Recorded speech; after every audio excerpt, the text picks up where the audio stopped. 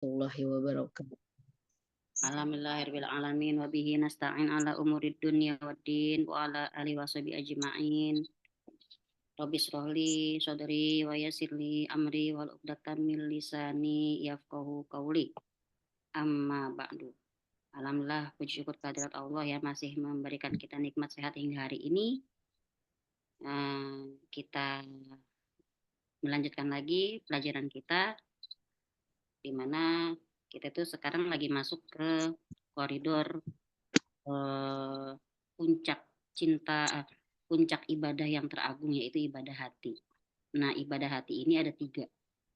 Yang kemarin kita baru membahas salah satunya yaitu tentang cinta kepada Allah. Ya, jadi ini kita sebutkan 3 dasar ibadah. Ya, 3 dasar ibadah itu salah satu pilar pokok dalam ibadah kalau menurut Ahlus Sunnah wal Jamaah, yaitu kita harus menggabungkan 3 hal, yaitu cinta, takut, dan harap secara bersamaan. Ya, cinta, takut, dan harap secara bersamaan. Salah satunya aja boleh nggak? Nggak boleh, harus ada 3. Cinta, Takut dan harap. Cinta, takut, harap. Kan memang sunatullahnya kalau kita cinta sama sesuatu atau cinta sama seseorang, maka kita pasti akan takut kehilangan dia. Benar nggak? Benar.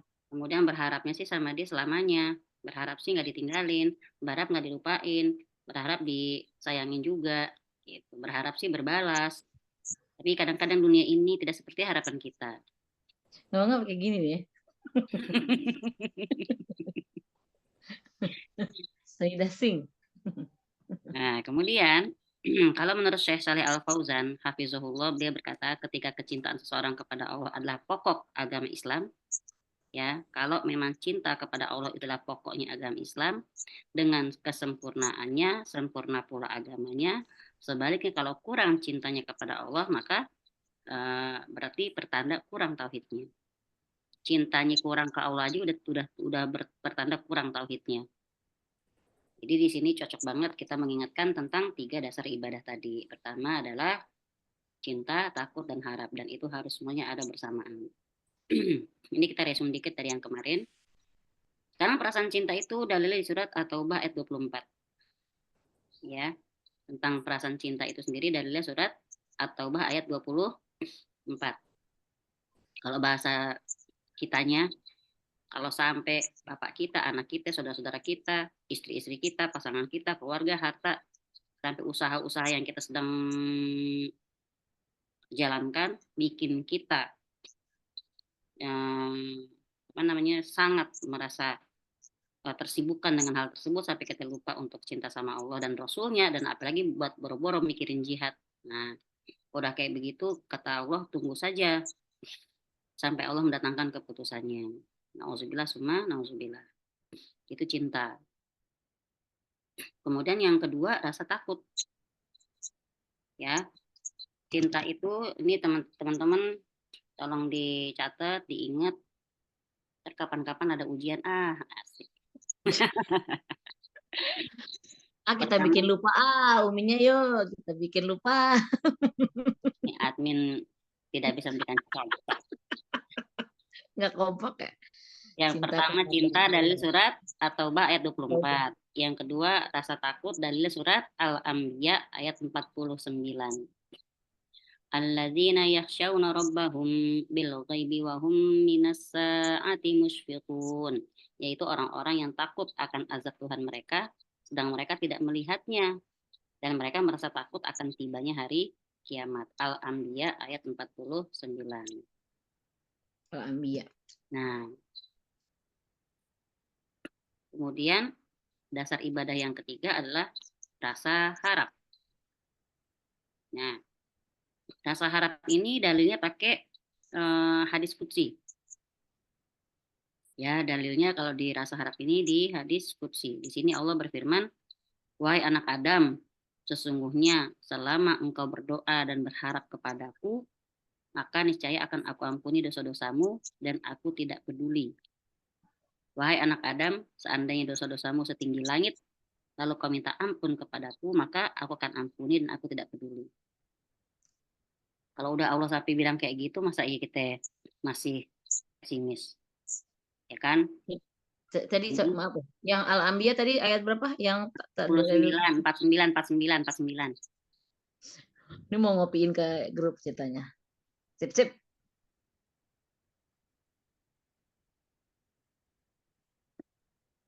Yang ketiga dalil dari rasa harap adalah hadis qudsi. Ya, itu hadisnya riwayat Tirmizi nomor 3463. Bisa di search itu. Hadis riwayat Tirmizi nomor 3463.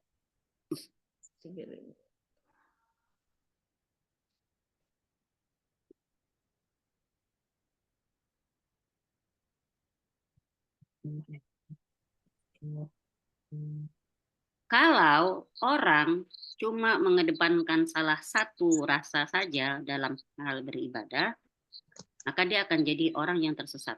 Udah pasti. Kalau dia cuma ngandelin salah satu saja. Contoh, ya ini kata salafus soleh. Kalau orang ibadah sama Allah cuman berdasarkan perasaan cinta aja, itu namanya zindik. Ya, zindik itu gini, uh, dia cinta banget. Dia dia sampai kagak ibadah-ibadah, tapi yang penting dia pokoknya mengungkapkan perasaan cintanya terus. Kalau orang ada Bucin, kayak gitu, bucin. bucinnya bucin Enggak, yang bucin. salah dan parah gitu kan. Nah, kalau orang mengibadahi Allah dengan perasaan cinta saja, maka dia zindik. Kalau orang mengibadahi Allah dengan perasaan takut saja, Oh, maka dia adalah khawarij. Khawarij. Karena pikiran dia neraka, neraka, neraka.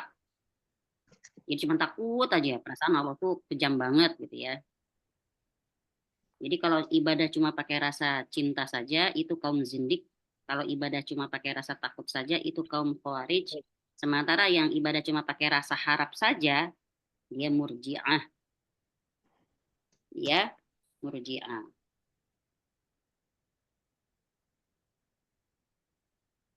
Sekarang kalau mau tahu analoginya, kenapa sih kayak begitu?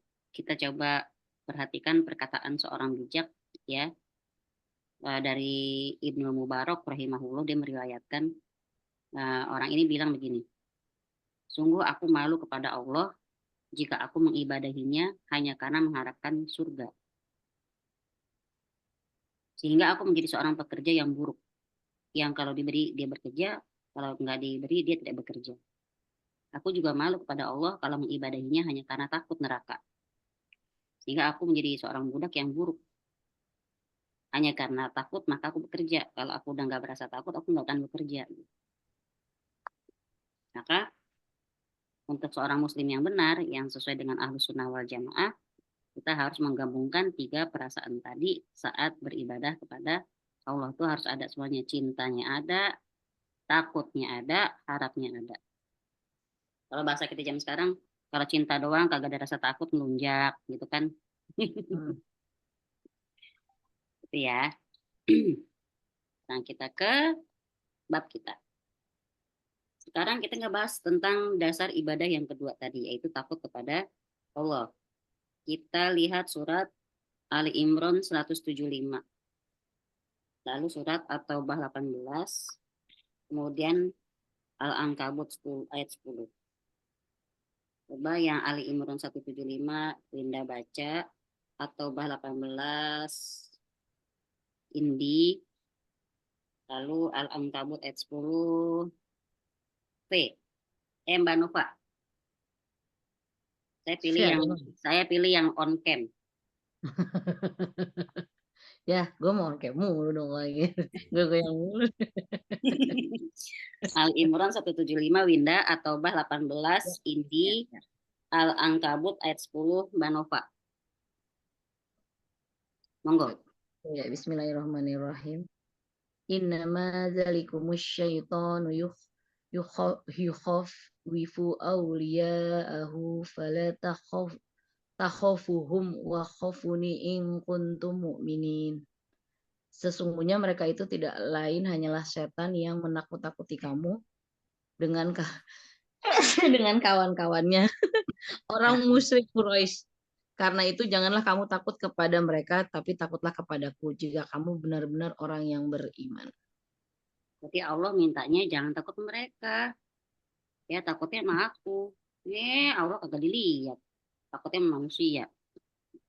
Yang kedua, At-Taubah 18. Bismillahirrahmanirrahim. Hanyalah yang memakmurkan masjid-masjid Allah ialah orang-orang yang beriman kepada Allah dan hari kemudian, serta tetap mendirikan sholat, menunaikan zakat, dan tidak takut kepada siapapun selain kepada Allah. Maka merekalah orang-orang yang diharapkan termasuk golongan orang-orang yang mendapat petunjuk. Ya, jazakallah khair. Sekarang Mbak Nova.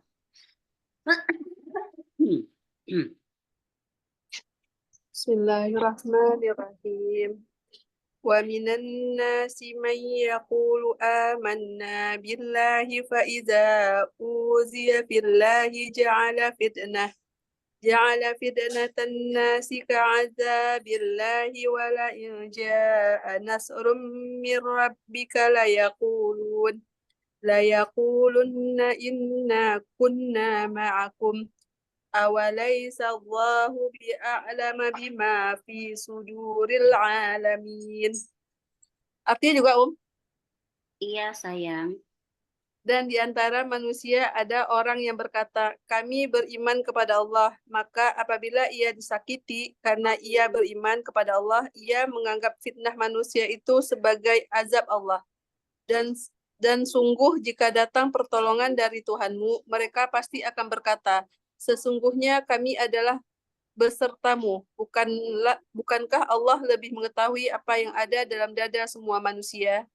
Nah, ini kan ngomongin hati semua ya. Jadi semua tuh ngomongin sesuatu yang ada di hati. Pertama, kita dipesenin jangan sampai punya perasaan takut kepada siapapun. Yem. Kedua, kalaupun punya perasaan takut, ya pada tetap kita harus dalam kegiatan memakmurkan masjid, beriman pada Allah, hari kemudian, sholat, zakat, dan segala macam. Diri rasa takut tersebut. Kemudian di ayat 10 Al-Ankabut lagi di mute ya. Di antara manusia ada orang yang berkata kami beriman pada Allah, maka apabila dia disakiti karena dia beriman, dia menganggap fitnah manusia itu sebagai azab Allah. Dan sungguh jika datang pertolongan dari Tuhanmu, mereka pasti akan berkata, sungguhnya kami adalah besertamu. Bukankah Allah lebih mengetahui apa yang ada dalam dada semua manusia? Jadi di sini ada yang cuma di mulut saja ngebelain temennya, ya. Kalau kaum itu dapat pertolongan Allah, dia langsung buru-buru bersikap seperti seorang teman. Padahal waktu orang itu lagi belum ditolong Allah, dia kayaknya di mana gitu.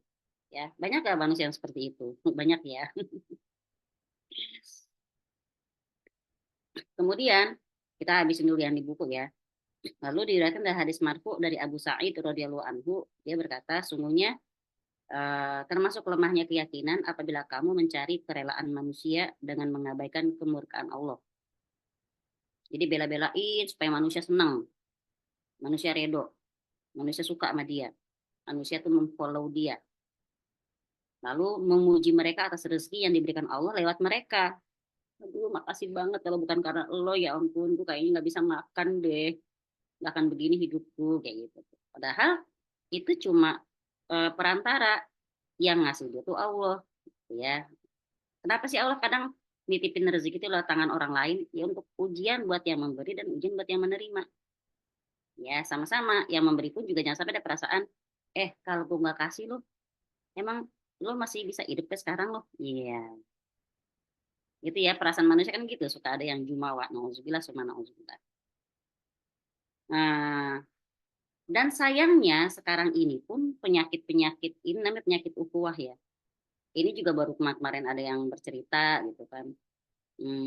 Ikut komunitas pengajian kan banyak banget sekarang bermunculan komunitas pengajian kan, alhamdulillah ya. Di satu sisi itu bermunculan semangat para taubaters, para hijrahers gitu kan ya. Semuanya pada ngaji. Tapi apakah setan akan diam saja melihat itu semua? Tidak. Berhubung semuanya udah ngaji, udah pada paham. Mungkin kalau disuruh bikin dosa nggak mau, apalagi terang-terangan. Mungkin kalau yang ngumpet-ngumpet masih ada. Ya, tapi ada lagi yang memang benar-benar nggak mau. Tapi ketika setan sudah gagal membuat manusia melakukan dosa, maka dia akan masuk dari sisi lain. Dia akan membuat manusia itu merasa lebih baik dari yang lain. Ya, jadi bikin dosa mungkin nggak akan mau. Ya, tapi dia merasa lebih baik dari yang lain. Akhirnya apa? Timbullah friksi-friksi di antara kelompok-kelompok tersebut. Ngapain lo ikut kelompok situ? Kan lo udah di sini. Nah, ini gimana nih? Jadi yang benar mau ikutin yang mana? Lah kan jamnya bentrok, soalnya aku lagi ikutin pengajian ini misalnya. Ya tapi kan kita udah ada juga. Sedangkan manusia merdeka kan terserah mereka dia mau ngaji di mana. Manusia berhak, ya, manusia merdeka itu berhak mau ngaji kemana saja. Apalagi yang namanya murid, mereka bebas berhak memilih guru. Terserah mau belajar di mana, ya. Nah, sayangnya zaman sekarang kalau kita ngomong dai ya, orang yang memanggil, kalau kata-kata dai atau dai itu buat perempuan ya. Berarti kan orang yang memanggil orang lain untuk menuju Allah. Tapi dai ini juga setannya juga pangkatnya gedean lagi. Akhirnya masuklah ke dalam sanubari mengganggu keikhlasannya. Manggil orang bukan buat Allah tapi buat dirinya sendiri. Buat komunitasnya. Oh, sampai di ikut komunitas lain, pecah dari sini. Tuing. Ada nggak kayak gitu? Indi, ada. Nova, ada nggak? Ngaji tapi kelompok-kelompok. Kelompok-kelompok nggak apa-apa, tapi hati jangan dikotak-kotakin. Sedap. Ya. Nah, kemudian dikasih rezeki, mereka muji-muji. Dan mencela mereka atas sesuatu yang belum diberikan Allah kepadamu lewat mereka. Ketika minta nggak ada, ya maaf belum ada. Berarti kan emang belum ada rezeki buat dia lewat orang ini. Dicela. Dasar pelit nih, asik. 10 kali dikasih, yang kali ke-11 nggak dikasih, udah dibilang pelit. Yang 10 kali kemana? Itulah tabiat manusia. Kemudian sesungguhnya rezeki Allah itu tidak dapat didatangkan oleh ketamakan orang yang tamak dan tidak pula dapat digagalkan oleh kebencian orang yang membenci. Nah, coba artikan kalimat ini, Mbak Nova, kira-kira apa nih? Rezeki dari Allah itu dia nggak bisa didatangkan oleh ketamakan orang yang tamak dan nggak bisa pula digagalkan oleh kebencian orang yang membenci. Ya nggak ada penghalang ya ya. Nggak ada penghalang bagi kalau emang udah rezeki dia ya rezeki gitu, nggak ada yang bisa ngalangin. Betul. Mau dia serakah kayak apa, kalau emang nggak dapet, nggak dapet. Ya. Mau digagalin kayak gimana pun, sebenci-bencinya orang sama orang lain, mau digagalin dia atas suatu nikmat, kalau Allah nggak menghendaki nggak akan terjadi. Artinya berarti di sini kita yakin sama Allah yang maha memberi kita rezeki. Jadi ini harus kita pahami banget, supaya kita nggak pernah pesimis. Lagi gagal berarti Allah memang belum berkehendak, gitu aja. Diriwayatkan dari Aisyah radhiyallahu anha bahwa Rasulullah SAW bersabda, barang siapa berusaha mendapatkan ridho Allah, sekalipun dengan risiko kemarahan manusia, maka Allah akan meridhoi dia dan menjadikan manusia ridho kepadanya. Dan barang siapa berusaha mendapatkan ridho manusia dengan melakukan apa yang menimbulkan murka Allah, maka Allah murka kepada dia dan menjadikan manusia murka pula kepadanya. Berarti bela-belain rasa senangnya manusia dengan bodoh amat sama Allah ridho apa kagak, justru nggak dapat dua-duanya. Gitu ya, udahlah ridho Allah nggak akan dapat, pasti Allah murka. Kedua, yang dia kejar-kejar itu nggak dapat dia ridhonya. Kalau kata Imam Syafi'i, ketika kamu berharap pada manusia atau ketika kamu menjatuhkan harapanmu kepada makhluk, maka ketika itu pula Allah timpakan padamu pahitnya kekecewaan. Berarti yang namanya berharap sama manusia itu udah pasti kecewa ini. Apalagi berharap-harapnya sampai cuek sama Allah, gitu ya.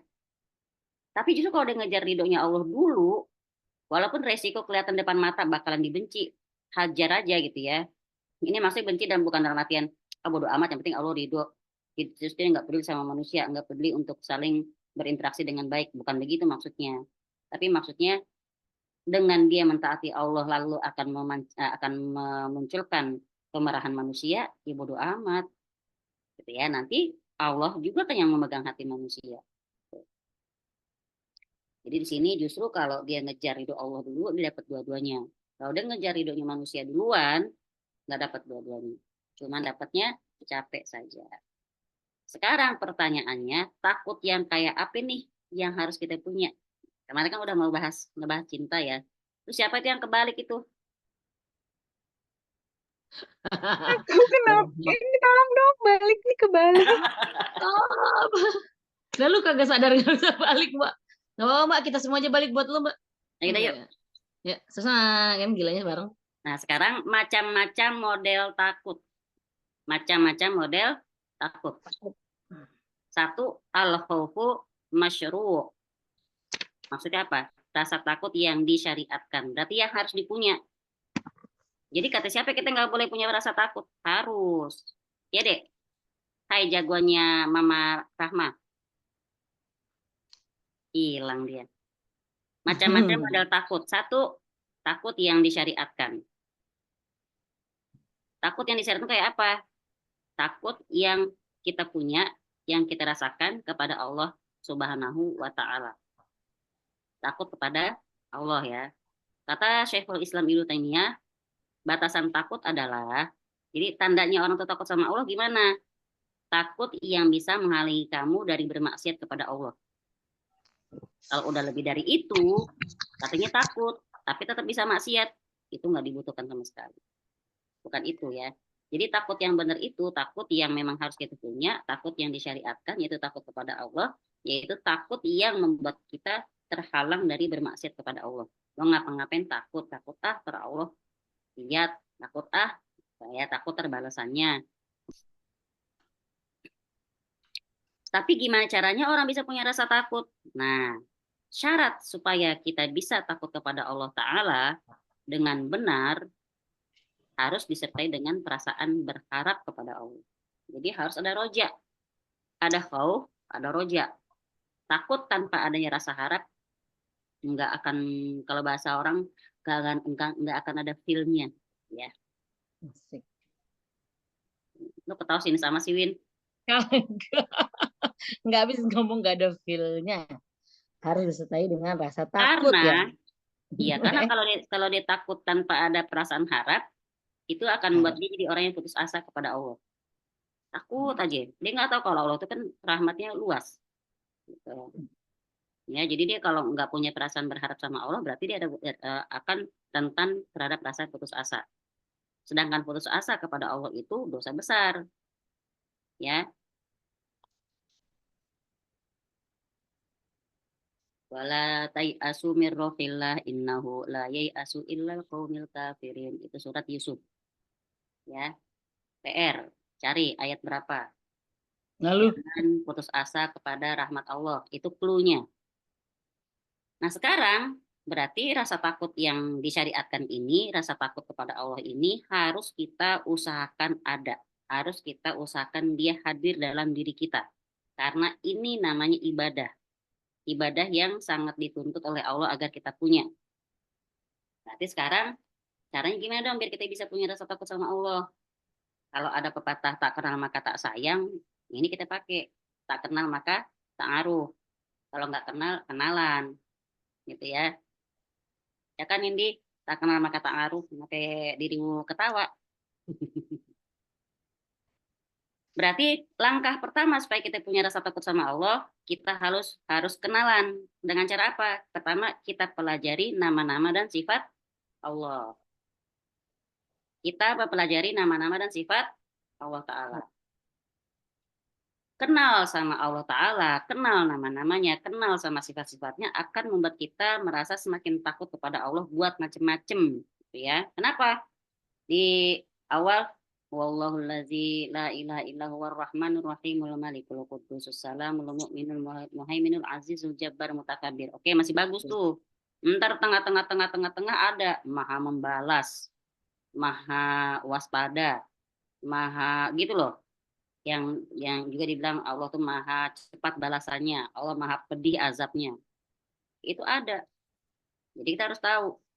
Jangan terlena dengan kasih sayang Allah kan luas. Allah kan maha pengampun. Iya, Allah maha pengampun. Tapi bukan berarti kita nggak ada punishment kalau kita bersalah. Tak ada, Allah itu Maha Adil, ya. Maka kalau kita udah tahu nih, ya, bagaimana hukuman yang sangat keras, bagaimana Allah kalau lagi murka ya, sama hamba yang melanggar larangannya, jadi kita juga tahu bahwa siksaan Allah itu dahsyat. Kalau udah menyiksa kaumnya. Contohnya di surat Al-Fajr ayat 26. Wala yusiku wasaqahu ahad. Dan tidak ada seorang pun yang bisa membelenggu seperti belenggunya Allah. Maka dengan mengenal Allah melalui sifat-sifatnya ini, ya, yang Maha Kuasa, Maha Esa, Maha Perkasa, Maha memberi hukuman, bisa membuat kita takut kepada Allah Ta'ala dengan sebenar-benarnya rasa takut. Ini ada yang hadir pada berapa? 1, 2, 3, 4, 5, 6, 7, 8, 9, 10, 11. 14. Ayo, setor nama Allah coba. Kalau nggak nama, kalau nggak sifatnya. Jadi nggak boleh sama. Coba mulai dari Winda. Winda mah selalu terdepan memang. Allah. Betul. Gelagapannya tuh agak lama, grogi. Tadi gue udah kasih contekan tadi gue sebutin dikit. Allah wujud kidam bako. Yang banyak-banyak satu. Ya udah Satu wujud. aja, Bu. Pantas dia gemeteran, dikira suruh nyebutin semuanya. Nah ini ya, salah ya. Satu, Bu. Kalau enggak namanya, kalau enggak sifatnya, satu aja. Wujud, Bu. Oke, terima kasih. Sama, Bu, ya Allah, silakan. Mbak Heni. Ar-Rahman, salah ya? Iya, benar. Alhamdulillah. Oke, cakep. Berarti itu asma Allah. Indi. Ya Hayu, ya Nah, Qayyum. cakep, yang Maha Hidup. Ayah. Al-Malik. Al-Malik, Raja. Mbak Nova, nanya anak itu dia nengok samping. Al-Quddus. Al-Quddus, yang Maha Suci. Mbak Rahma. Dia udah balik, nggak balik lagi berarti dia bisa jawab. Ya Qayyum. Ya Qayyum, yang Maha apa yuk? Ya Hayyu, ya Qayyum. Ini pasti terinspirasi sama Indi. Yang Maha sibuk ya, apa sih? Hidup itu bukan. Bukan, kalau hidup Hayyu ya. Qayyum tuh. Berani nyebutin, berani nyebut artinya. Pas. Ntar aneh kembali lagi ke Mbak Rahma. Mbak Rifda. Saat nyontek Mbak Rahma, buruan. Ya mubi nafsi. Nah, ya muhubi nafsi. Berarti? Nggak butuh yang lain. Iya, berdiri sendiri. Oh, sebenarnya mirip tuh. Ini Mbak Rifda nyebutin kiamuhu binafsi. Mbak Rahma nyebutin al-qayyum. Ayo Bu, itu sudah ada clue. Balut Fiasari. Ya Rozak. Nah, ya Rozak. Aduh, itu idaman kita semua itu. Yang ngasih rezeki. P. Ya Al-Ahad. Al-Ahad, iya. Maha Esa. Cakep. Terus Mbak Diah. Diah Anwar. Al-Khalaq. Hah? Al-Khalaq. Al-Khalaq. Pencipta ya? Menciptakan, iya. Mbak Dewi Imaniar. Bako. Bakal. Mbak Putri.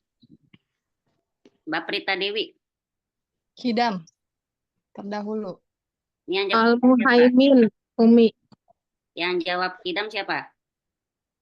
Putri. Oke, Kidam terdahulu. Mbak Prita. Al-Muhaimin. Cakep. Artinya? Yang maha memelihara bukan ya Iya, jangan pakai bukan dong. Ragu-ragu Mbak Ana.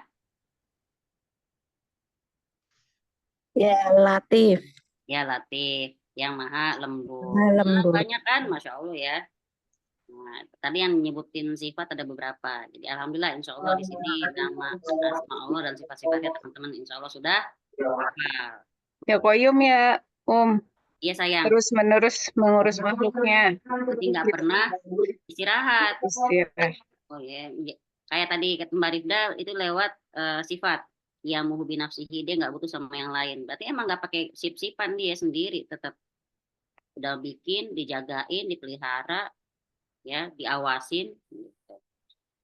Arti di sini kalau kita udah kenal semua, insya Allah, maka Ibnu Mas'ud dalam sebuah riwayat pernah berkata tentang takut pada Allah ini, kata beliau, kafa bi khasyatillahi ilman. Cukuplah rasa takut kepada Allah itu dikatakan sebagai ilmu. Ya, orang berilmu kalau nggak punya takut sama Allah, sebenarnya dia nggak bisa dibilang berilmu. Makin berilmu seseorang, kalau kata pepatah kita Indonesia kan, makin berisi makin merunduk kayak padi. Kenapa makin merunduk? Karena dia makin sadar dirinya bodoh gitu loh.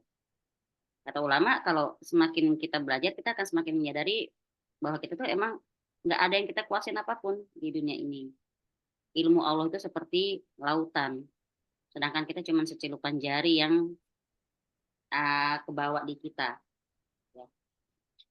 Nah, kemudian kata Ibnu Mas'ud lagi ya. Jadi pertama tadi kafa bi khasyatillahi ilman, cukuplah rasa takut kepada Allah itu dikatakan sebagai ilmu.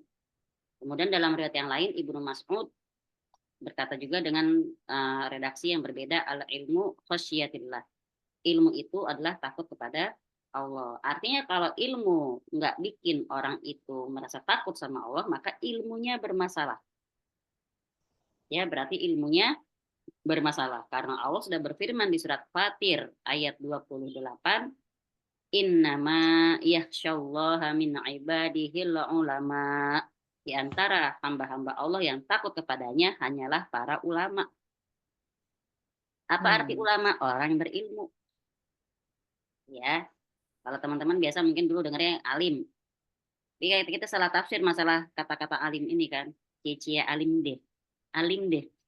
Alim kan dia berilmu, tapi kita kesannya dulu kayaknya alim tuh kesannya solehah gitu ya.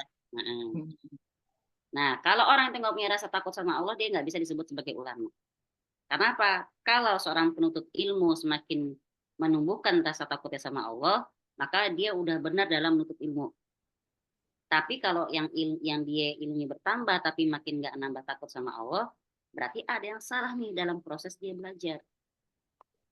Itu teman-teman. Jadi kalau mungkin teman-teman bisa, mungkin suka ada pertanyaan, apa patokannya atau apa ukurannya kita bisa mengetahui apakah kita sedang menuntut ilmu yang benar atau tidak. Ya lihat aja di dalam diri kita, makin membuat kita takut sama Allah atau tidak. Ya, entah prosesnya itu dalam menuntut ilmu itu salah kata ulama kan, entah dalam niatnya atau dalam proses belajarnya. Makanya kalau kata Ibnu Qayyim al-Jauziyah rahimahullah, beliau mengatakan bahwasanya ilmu yang tidak mengantarkan seseorang untuk punya takut pada Allah, pasti niatnya sudah terkontaminasi dengan niat yang lain. Makanya kan syarat paling awal untuk orang belajar adalah ikhlas karena Allah Ta'ala. Ya pertama ikhlas itu ke atas sama ke diri gitu loh, bukan ke orang lain. Belajar tuh gitu ya, ikhlas itu ke atas sama ke kita sendiri. Ke atas itu maksudnya kita belajar niatnya ikhlas karena Allah. Kedua, ikhlas yang ke dalam diri apa maksudnya? Kita niat belajar itu ikhlas biar kita tuh bisa memerangi kebodohan kita sendiri. Ya, jangan apa-apa niatnya pengen biar orang lain pinter, bukan. Ya, atau bisa membodohi orang lain, jangan, apalagi kita aja masih bodoh. Maka itu saya mau ngebodohin orang lain kan saya bodoh gitu. Ya. Nah, di sini kalau ada orang dia punya perasaan takut sama Allah dengan belajar, berarti ada yang salah dalam proses dia belajar, entah di niatnya atau di proses belajarnya. Maka kalau ini terjadi, hendaknya kita introspeksi ke diri sendiri. Karena kalau kata Ibnu Mas'ud tadi ya, radhiyallahu anhu, adanya rasa takut pada Allah itu udah tanda orang berilmu. Dan Nabi pun bilang, Nabi SAW pernah bersabda, wallahi inni la'a'lamukum billahi azza wa jalla wa akhsyakum lahu. Demi Allah, aku adalah orang yang paling tahu tentang Allah dan yang paling takut di antara kalian terhadap Allah. Itu sih sebenarnya yang bikin orang nggak takut tuh apa? Karena kita nggak kenal. Bener nggak? Nggak tahu. Nggak tahu kalau neraka itu sebenarnya kayak makhluk hidup neraka itu. neraka itu punya tali kekang sebanyak 70. Di mana setiap tali kekang itu ada 70 malaikat juga yang memegangnya. Jadi semua dipegang sama, pokoknya semua dia berkali lipat. Kalau nggak dipegang, itu dia akan melahap siapa saja gitu loh. Jadi kan bayangin menggelegaknya api neraka itu, nauzubillah. Ya, maka berarti di sini kalau kita berharap dapat ilmu yang bermanfaat, kita harus benar-benar introspeksi ke dalam diri kita. Sudahkah kita punya rasa takut, cinta, dan harap kepada Allah? Kalau belum, usahain punya, gitu. Usahakan punya. Ilmu itu pada dasarnya berbanding lurus dengan rasa takut seorang kepada Allah. Ya, jadi nggak mungkin orang berilmu itu nggak punya takut. Karena semakin orang mengenal syariat, ya semakin mengenal syariat Allah, maka dia semakin kenal sifat-sifat Allah. Semakin dia kenal sifat-sifat Allah, akan semakin buat dia takut kepada Allah. Ya, maka untuk menimbulkan perasaan takut ini, kita harus mempelajari nama-nama dan sifat-sifat Allah Ta'ala.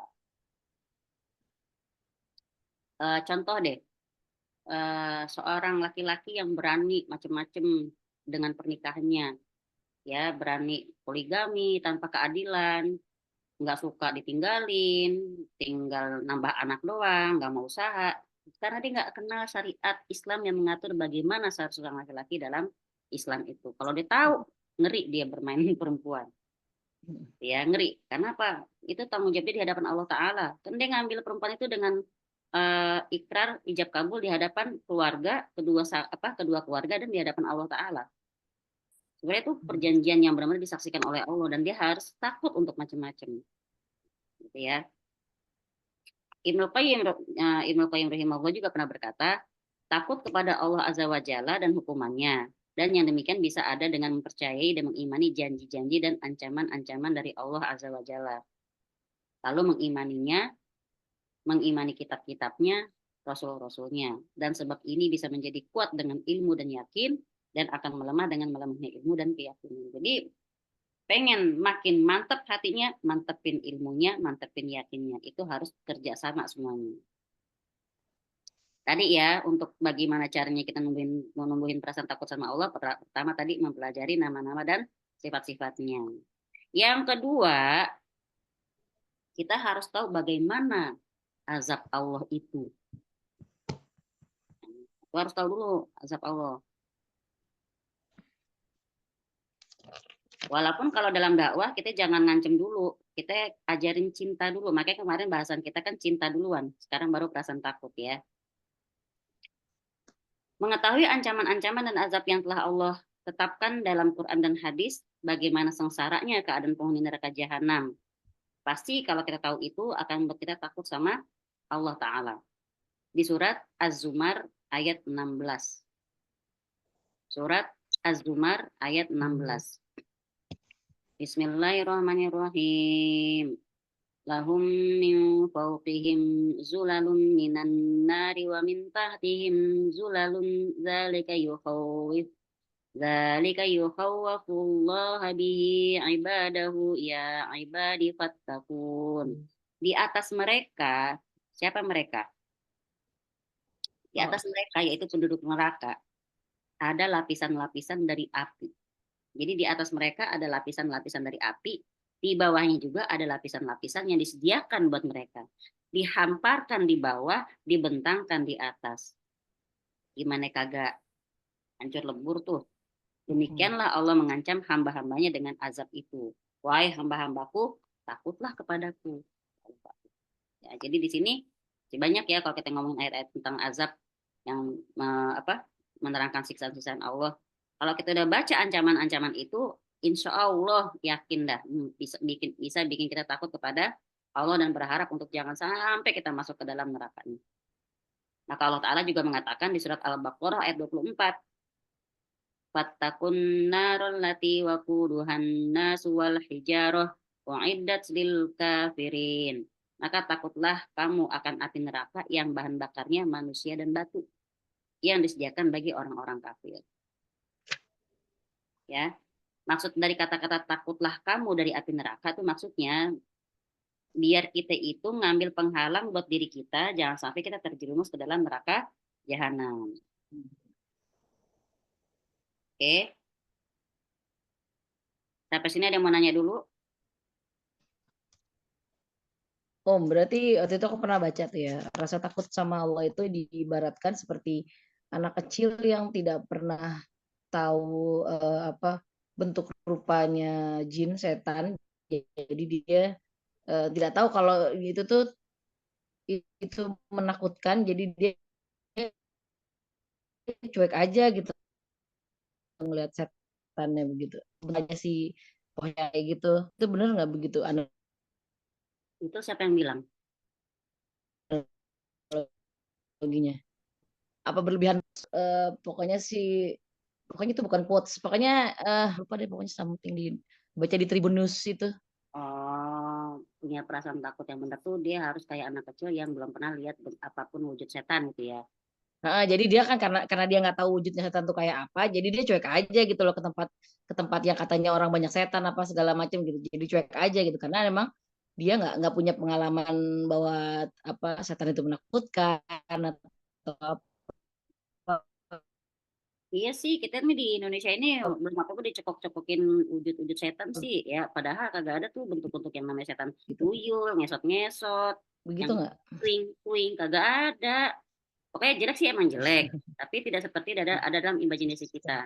Kenapa mereka butuh kayak gitu di Indonesia? Karena Indonesia kompak seragam, bayangannya pocong ya begitu, bayangannya tuyul ya begitu, gitu. Sebenarnya nggak seperti itu bentuknya, belum tentu. Dan nama-namanya juga kayak gitu kan. Nah, Dari suster ngesot sampai suster keramas juga ada ya, gitu ya. saya ingat sih emang waktu Bunda umur 3, 4, 5 tahunan waktu di Jepang tuh, kita kan kamar mandi itu keluar rumah. Toiletnya keluar rumah, kalau kamar mandi dalam. Itu dia jam 2, jam 3 mau pipis sendiri berani. Coba di Indonesia, kamar mandi sebelahnya kamar, takut. Kamar mandi sebelah kamar, iya benar. Nah itu Ya, apa tuh?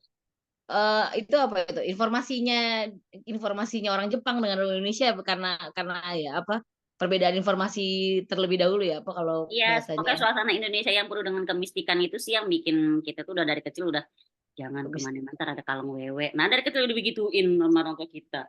Ayo. Ada iya yang iya. protes di samping, enggak sih, Umi nggak pernah gituin katanya.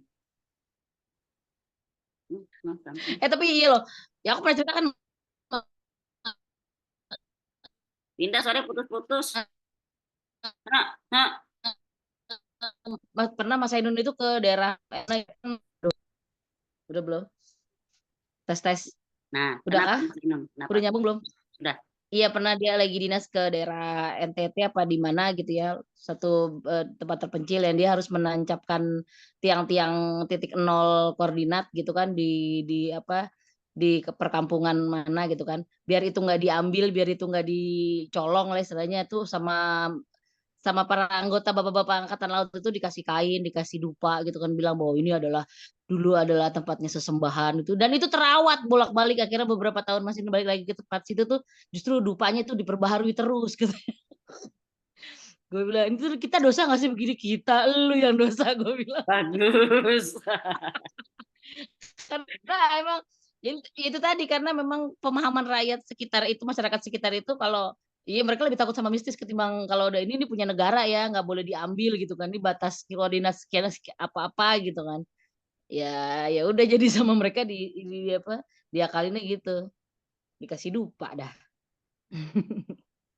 Nah, ini contoh ya, contoh punya perasaan takut karena Allah itu efeknya akan memberikan keuntungan bagi si empunya rasa takut ini, maksudnya si manusianya. Ini ada kisah tentang seorang pemuda penuntut ilmu. Dia tinggal di daerah Fas. Suatu hari ada seorang ibu keluar bersama putrinya yang cantik jelita. Satu ya, bukan tiga, mentang-mentangnya tiga tadi dibawa keluar. Satu, Bu. Maka ternyata sang putri ketinggalan dari ibunya. Sampai dia tertahan hingga malam hari.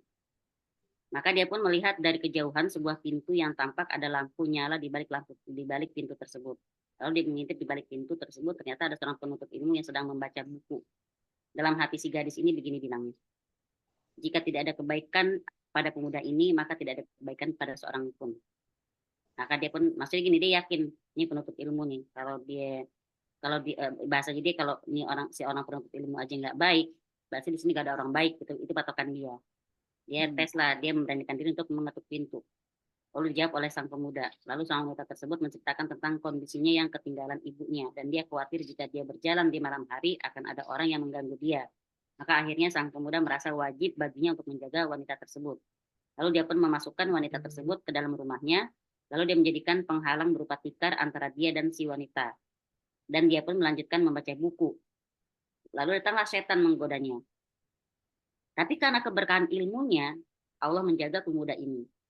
Dia segera mengambil api lampu, lalu dia pun menggerakkan jarinya ke lampu tersebut. Satu demi satu, jari-jarinya dia letakkan di api lampu tersebut hingga membakar jari-jarinya. Si wanita melihat sikap pemuda tersebut, dia takjub dengan sikapnya. Sementara sang pemuda terus memanasi jari-jarinya. Lalu sang pemuda memanaskan jari-jarinya dari tangannya yang satunya hingga satunya lagi. Sampai tibalah pagi hari, dan tampaklah cahaya terang. Maka dia kemudian mempersilahkan sang putri untuk keluar dari rumahnya dan segera pulang. Akhirnya sang wanita pulang ke rumahnya dan menceritakan tentang kisah sang pemuda tersebut kepada bapaknya. Maka segeralah si ayah si perempuan ini mendatangi majelis ilmu dan mengabarkan tentang kisah sang pemuda kepada syekh di majelis tersebut.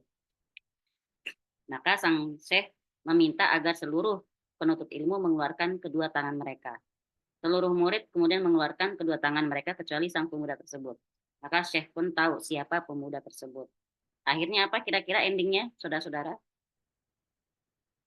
Si ayah menikahkan sang pemuda dengan putrinya.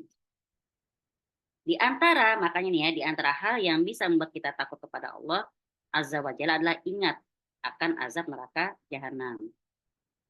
Sebagaimana kisah pemuda di atas, kalau api lampu lilin saja kita udah nggak sanggup, maka bagaimana lagi dengan api di neraka jahanam nanti?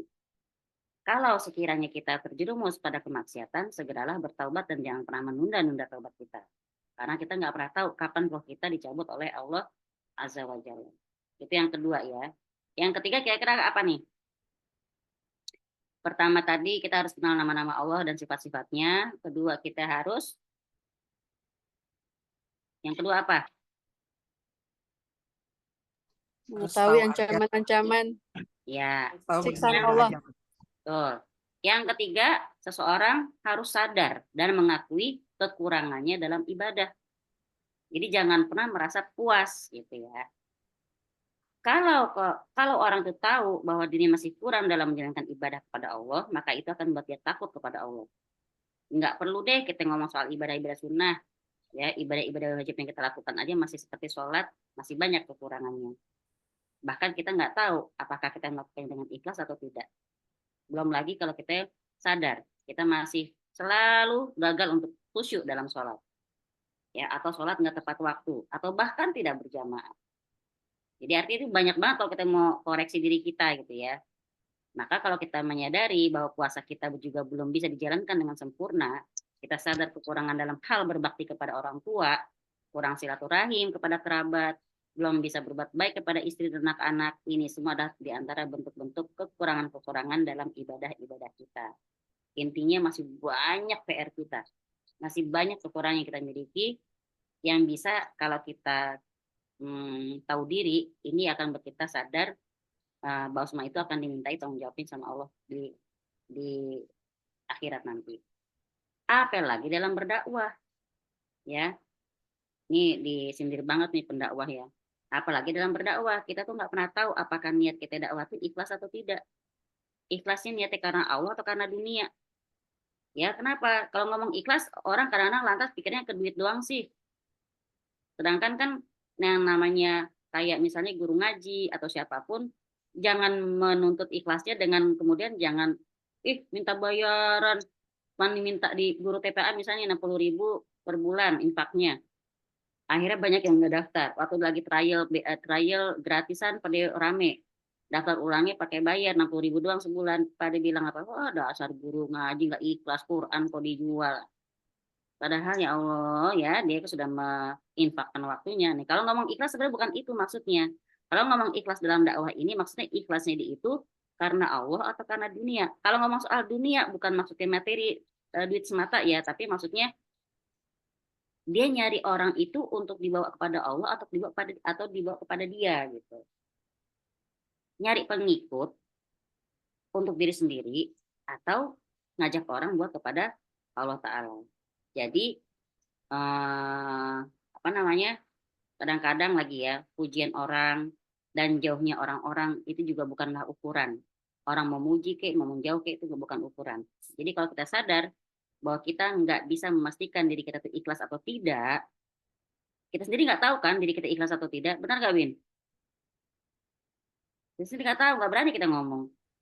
Tapi ada orang, "Ih, beneran deh, aku mah ikhlas, ikhlas aku mah." Tapi ya, kalau kita sendiri nggak sadar diri kita ikhlas atau tidak, kita pasti akan takut kepada Allah. Bahwa jangan sampai selama ini perjuangan dan usaha kita itu belum tentu diterima oleh Allah Ta'ala. Apalagi kalau kita sadar bahwa selama ini kita masih kurang muraqabah. Apa muraqabah, Mbak Rahma? Muraqabah itu perasaan merasa diawasi. Ya, muraqabah kita kurang muraqabah, kurang merasa diawasi terhadap Allah Ta'ala. Apalagi tambah lagi kurang bersyukur. Udah dah, nambah-nambah dah semuanya. Maka dengan kalau kita punya kesadaran kalau kita masih punya banyak kekurangan dalam ibadah-ibadah kita nggak akan punya waktu buat memantau orang lain, gitu ya. Kita terus introspeksi diri kita sendiri. Kita akan timbul perasaan takut pada Allah serta rasa selalu pengen minta ampun sama Allah. Kenapa? Karena itu tadi belum bisa beribadah dengan sebaik-baiknya. Kayak ulama, aduh jauh banget, nggak usah kayak para sahabat ya, ulama aja kita mungkin belum bisa. Tadi yang keempat apa ketiga tuh? Ketiga. Sekarang keempat. Berarti sekarang yang keempat. Apa langkah yang keempat? Kita harus menyadari bahwa musibah, bencana, dan hukuman diberikan oleh Allah kepada kita buat apa? Buat kita takut sama Allah. Contohnya apa? Musibah yang sebenarnya datangnya itu benar-benar pengen biar kita takut. Yang jelas-jelas ada hadisnya. Ayo apa? Kematian. Itu jelas ya. Musibah yang sifatnya musibah alam. Kurang jelas apa itu? Gempa, gerhana bumi, banjir. Nah, iya. Hatta yang namanya gerhana aja sebenarnya itu kan juga buat kita merasa takut sama Allah. Ya kan? Nah, di surat Al-Isra ayat 59. Wa ma nursilu bil ayati illa tahwifa, dan kami tidak mengirimkan tanda-tanda itu melainkan untuk menakut-nakuti. Surat Al-Isra ayat 59. Kita harus tahu sejarah juga. Kita harus tahu gimana Allah Ta'ala dengan mudahnya membinasakan suatu kaum. Gimana Allah Ta'ala bisa mematikan seseorang dengan mudah. Ya. Raja siapa tuh yang meninggalnya juga pakai nyamuk. Ya kan?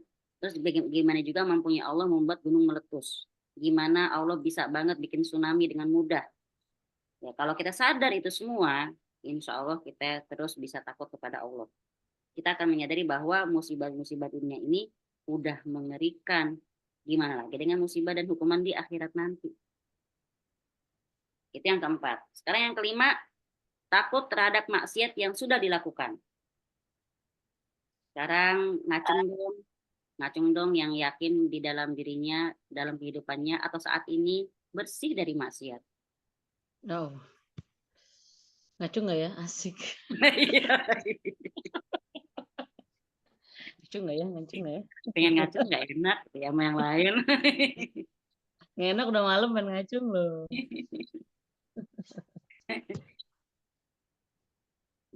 Yang kelima, takut terhadap maksiat yang telah dilakukan. Kenapa? Karena maksiat yang sudah dilakukan oleh seseorang itu dampaknya nggak cuma di akhirat. Ya, dia bisa merasakan dampak dari maksiatnya itu di dunia. Ketika dia kurang menjaga lisannya, berbuah apa? Berbuah pukulan kan?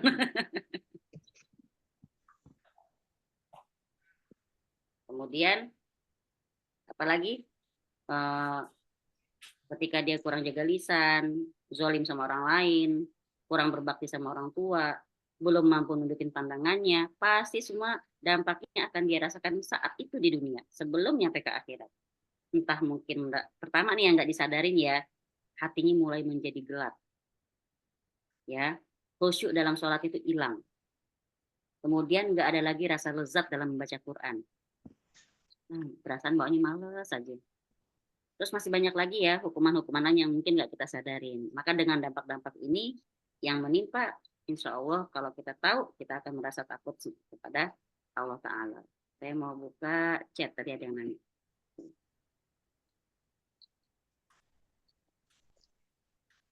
Oh, ayat yang pertama. Udah ya tadi ya? Udah. Ada yang Di nanya. apa kok aku nggak bisa buka chatnya Febri ya? Iya sama, Anda juga mau lihat ya. Tadi dia ada ini ya. Dia kayaknya chat. Feb lu chat apa? Feb? Belum, diulang lagi. Oke. Udah keintip lu hapus ya? Belum dicatat malaikat nggak apa-apa.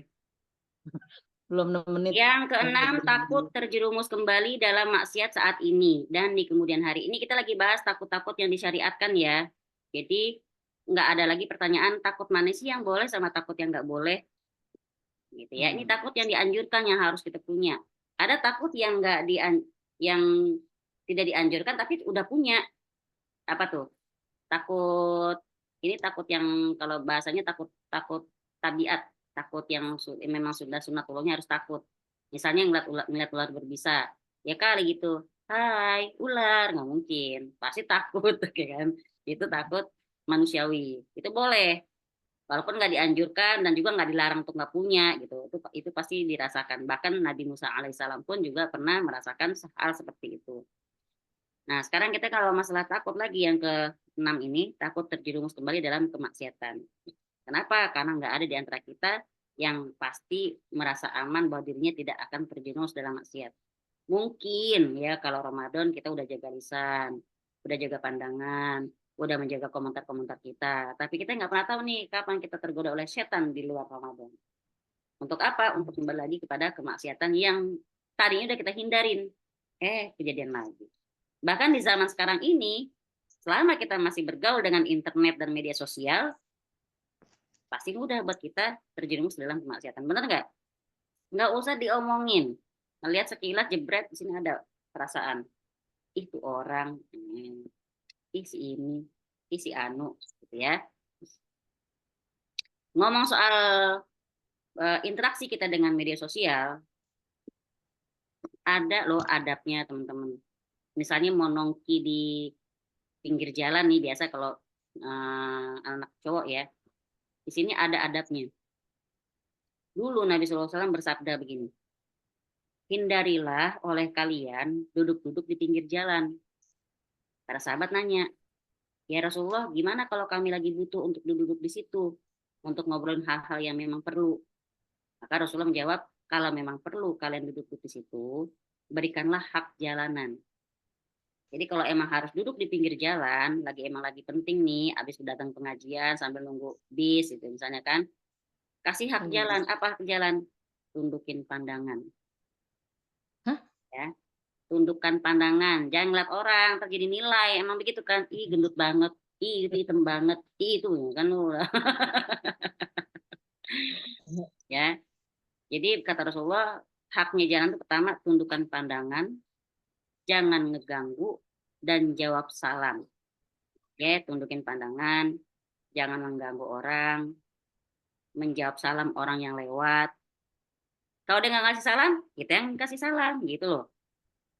Jangan jadi seperti orang yang disebut dalam sebuah hadis tentang akhir zaman, di mana orang-orangnya itu cuma ngasih salam kepada orang yang mereka kenal saja. Kita jangan kayak gitu.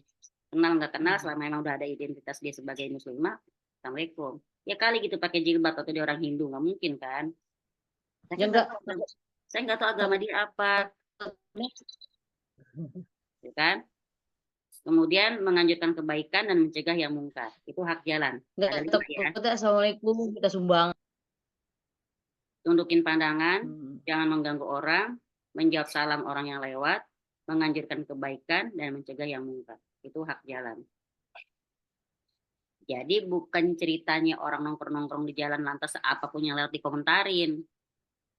Gitu ya.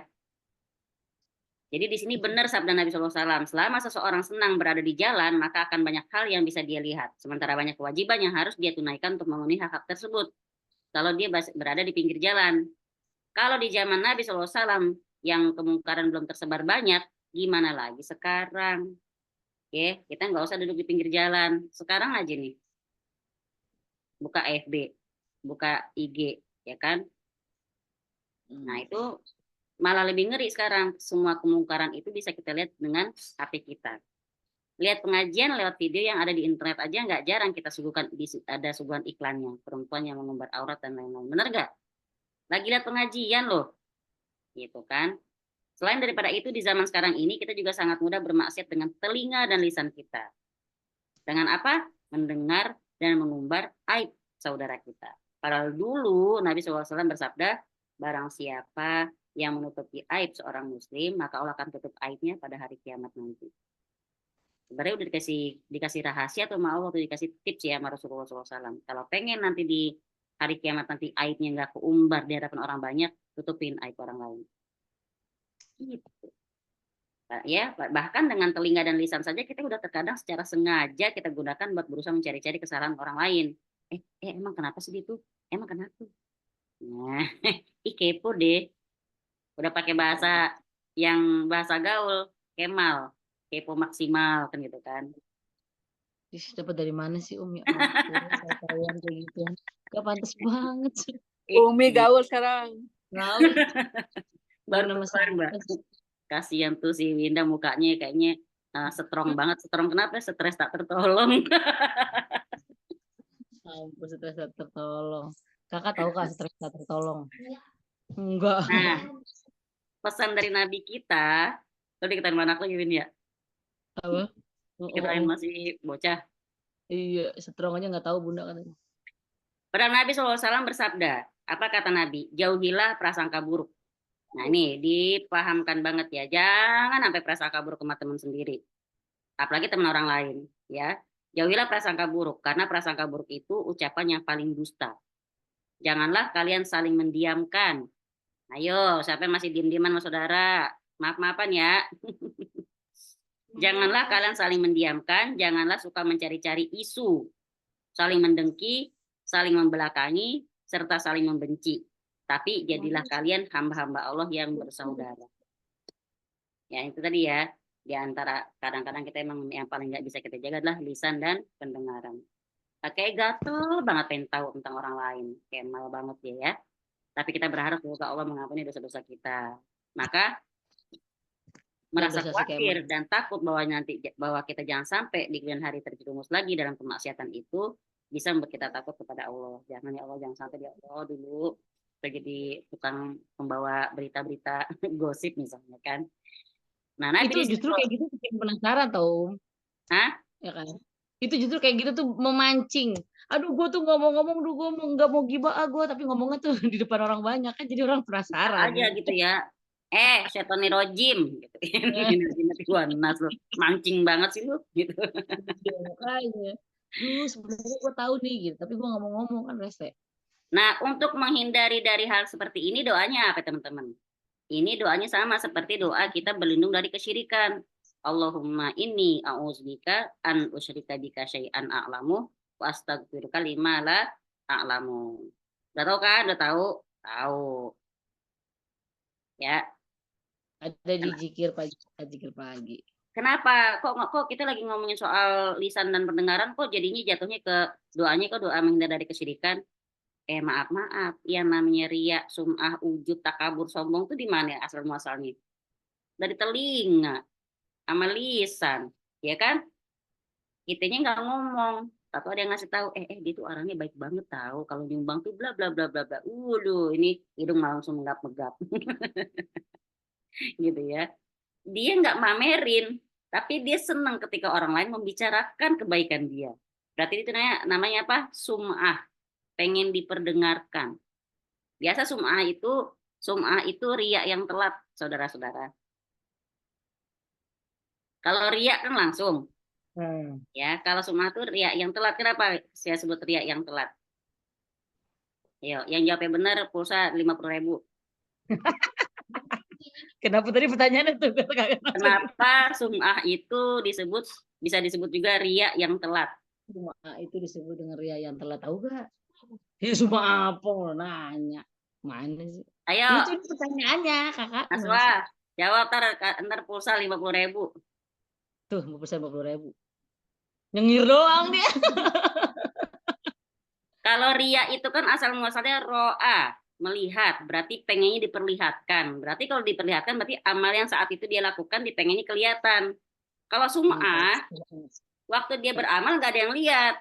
Tapi orang harus tahu kalau gue udah beramal, jadi diceritakan. Oh, maksud gue gitu tadi, Mbak. Jadi ya udah 25 aja lah pulsanya.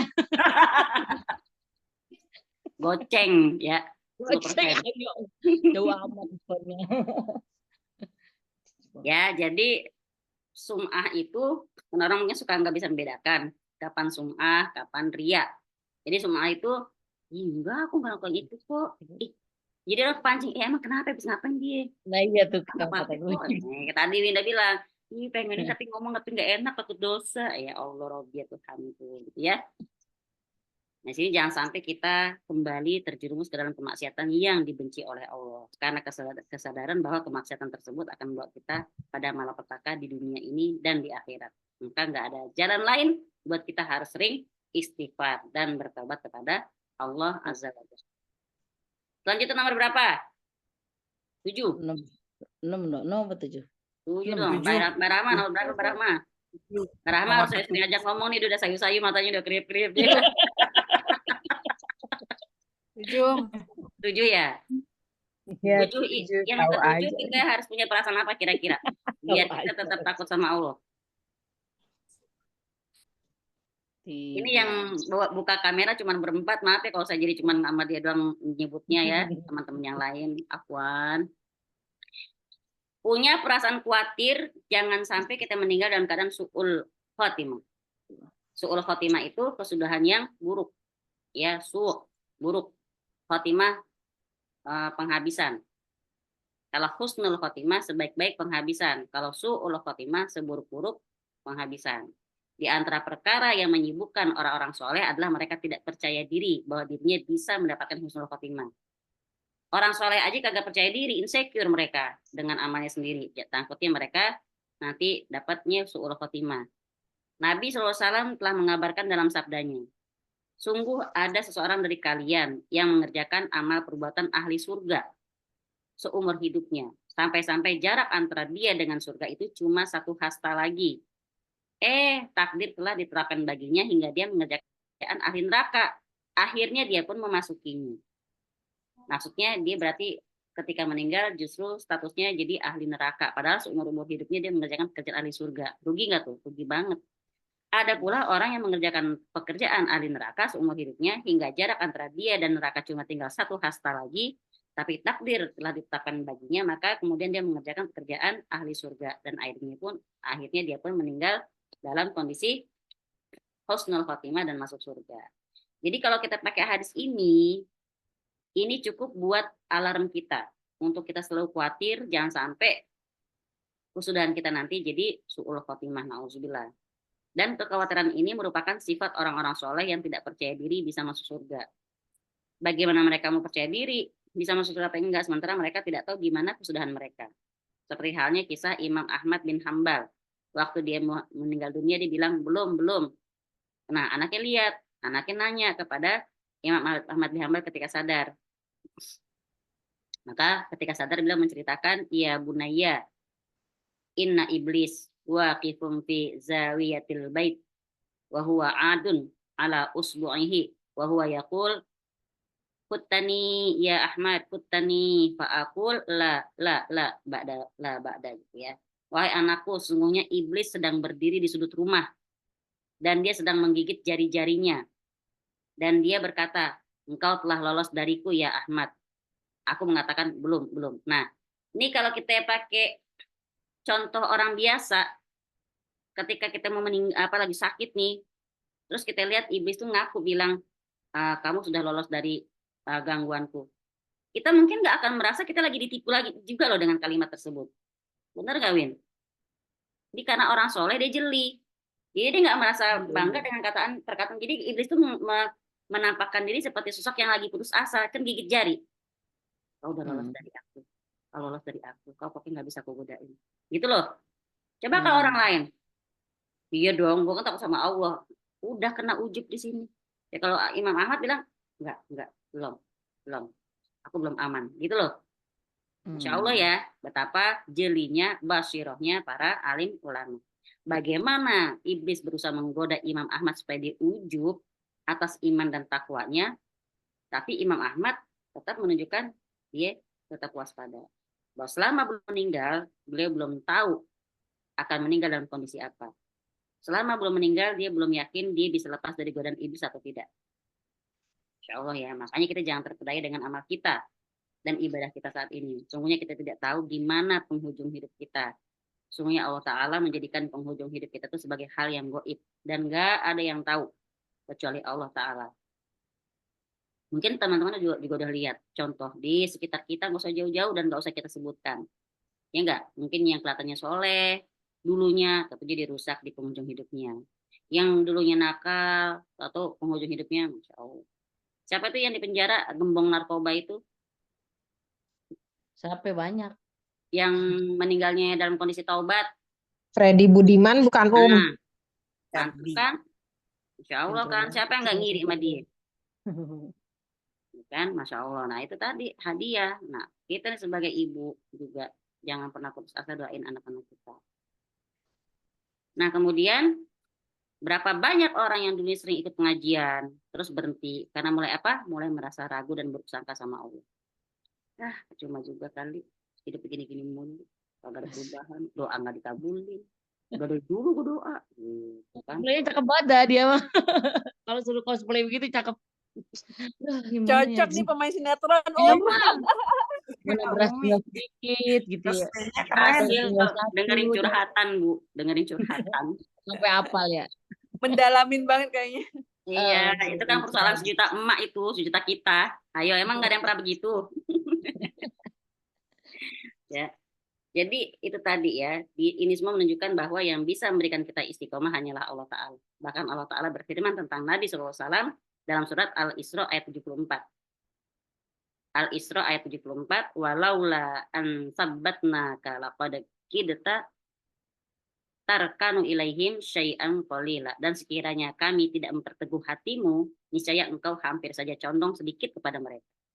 Jadi Nabi aja dibantuin sama Allah Ta'ala untuk tetap hatinya teguh. Makanya doa yang paling banyak dipanjatkan oleh Nabi adalah dalam sujud-sujudnya ya. Ayo apa?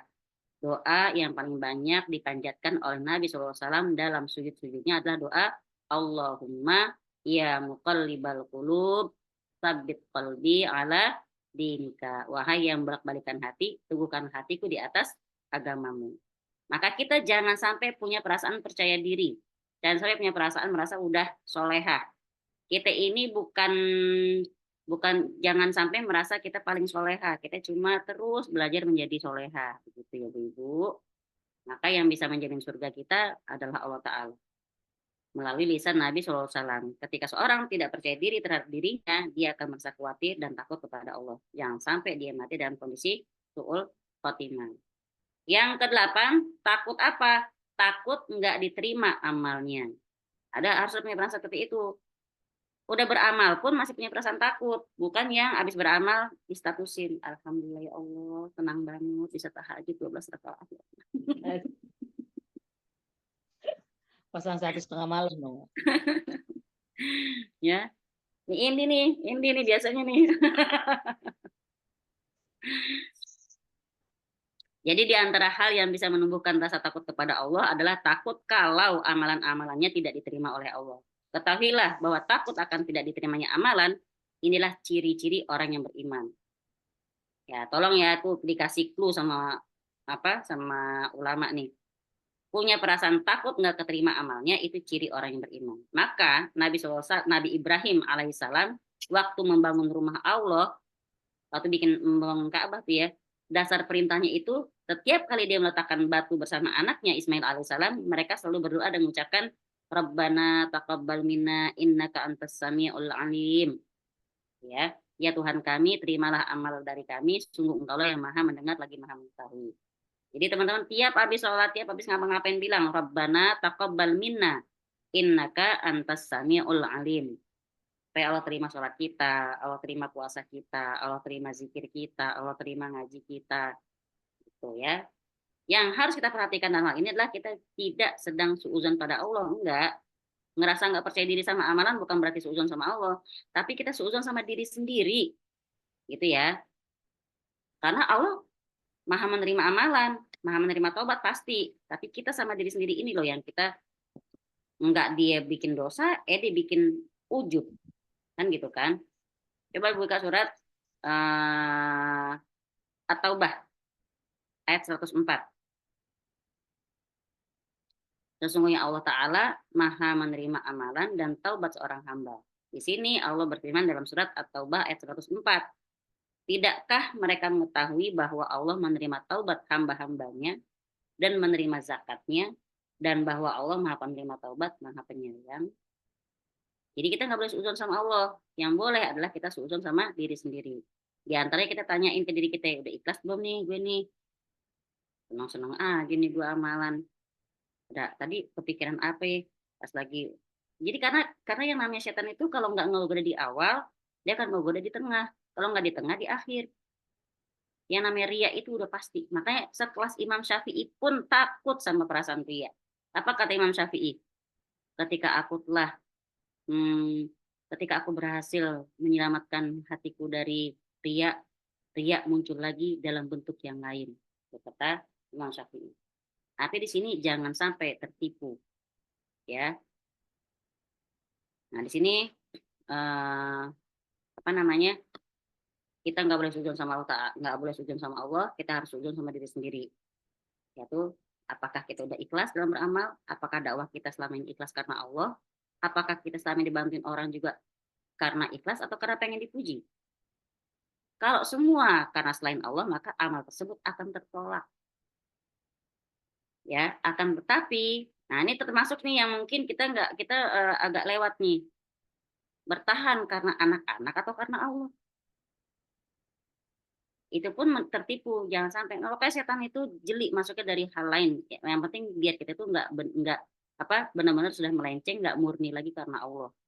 Kelihatannya nggak salah, gitu ya, tapi salah. Aku bertahan karena aku sayang sama diriku sendiri ya. Ya. Nah, gue diktain mama gue. Ya, nah, ada yang bertanya gini.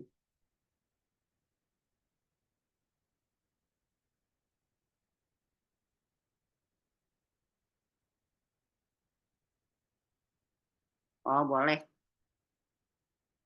Saya di WA. Ini karena Mbak V ngirimnya ke everyone ya, jadi saya boleh bacain ya. Saya bertanya, saya di WA meminta sumbangan untuk media Islam, untuk syiar Islam, infonya untuk operasional mereka. Lama-lama ditambahkan kalimat harta tidak akan membawa ke dalam surga. Kata siapa harta nggak bisa membawa kita ke surga? Bisa kalau di infaknya ke tempat yang benar ya kan. Berikutnya ditulis lagi, kikir membawa sengsara. Widih, ancamannya. Kok seperti memaksa ya awalnya saya diamkan, lama-lama jawabnya semakin mengganggu. Blok, boleh. Tidak salah. Ya, namanya sedekah, infak itu tidak boleh dipaksakan. Ya. Dia juga nulis juga nggak apa-apa, dia terserah menulis kayak gimana, cuman ya kalau sampai ke orang lain terasa mengancam, mendingan diblok aja. Nggak apa-apa kok, nggak salah. Oke, yang salah itu kalau kita punya kewajiban zakat mal atau punya kewajiban zakat fitrah, diingetin kita marah, itu salah. Ini kan dia minta sedekah sebenarnya sumbangan, ya suka-suka lah. Kan itu tadi yang takut yang disyariatkan. Sekarang ada takut yang dibolehkan, tapi udah 9:30, mau dilanjutin atau tidak nih? Aneh sih mau aja. Bagaimana yang lain? Boleh nggak? Ini panjang soalnya. Jadi kalau ada takut yang dibolehkan, ada takut yang tadi disyariatkan, dan takut yang haram. Kita mendingan lanjut ke Senin selanjutnya, boleh nggak? Soalnya ini Masya Allah kalau nggak kita Mingdep aja Bu, mingdep. Mingdep. Temennya Iya. si Minggu depan. Minggu depan aja ya, belum tarawih ini. Iya, Nah, makanya ini juga belum. Jazakumullah khairan kasiran. Kita baru sampai di takut yang disyariatkan ya. Nanti insya Allah Senin selanjutnya kita ketemu di takut yang boleh dan takut yang diharamkan. berarti masih di bab Depan 32 ya. masih bab 32 ya. Ya, masih bab 32. Soalnya kalau nggak dibahas semua, ntar kita tentang ya, tanggung kita. Kena tanggung. Tadi siapa aja yang disebut-sebut tuh si Kemal udah disebut, si Strong Strong ya, Strong, Kemal. dan Bata itu orang. Ya udah, berarti udah dulu ya. Nanti kita lanjutkan. Mohon maaf ya Ibu Mila, tadi dia duluan cuma kebagian 10 menit katanya. Ya soalnya apa kalau Ramadan ini kita sepakat 21.30 selesai. Iya. Udah? Tunggu, bentar. Mbak V, udah saya jawab ya. Iya, Kalau terima kasih. ya kalau di blok nggak salah. Biar ntar kalau dia udah di blok, terus saya gantinya WA Mbak V. Oh, salah. Jangan lupa broadcast aku jadi baca loh. Ntar kalau aneh yang ngegangin dia mau ngadu sama siapa ya. Rempong kan. Ayo Mbak Wina Jadi, mau ditutup dengan istighfar. bener nih, astagfirullahaladzim, langsung gitu. Alhamdulillah. Malam ini kita akan bersambung ke minggu depan, masih tetap di bab 32. Semoga kita tetap istiqomah, tetap Amin. karena Allah menjanjikan. Aku lagi suka banget jadi inget banget sama jika Allah menginginkan kebaikan pada seseorang, belajar ilmu agama ya. Jadi semoga Allah mengumpulkan kita semua dalam majelis ilmu ini dengan Kebaikan. keistiqomah. Amin. Ya. Baik, mari kita akhiri dengan istighfar dan doa Astagfirullahaladzim, astagfirullahaladzim, astagfirullahaladzim. Subhanakallahumma wa bihamdika, asyhadu an la ilaha illa anta, astaghfiruka wa atubu ilaik.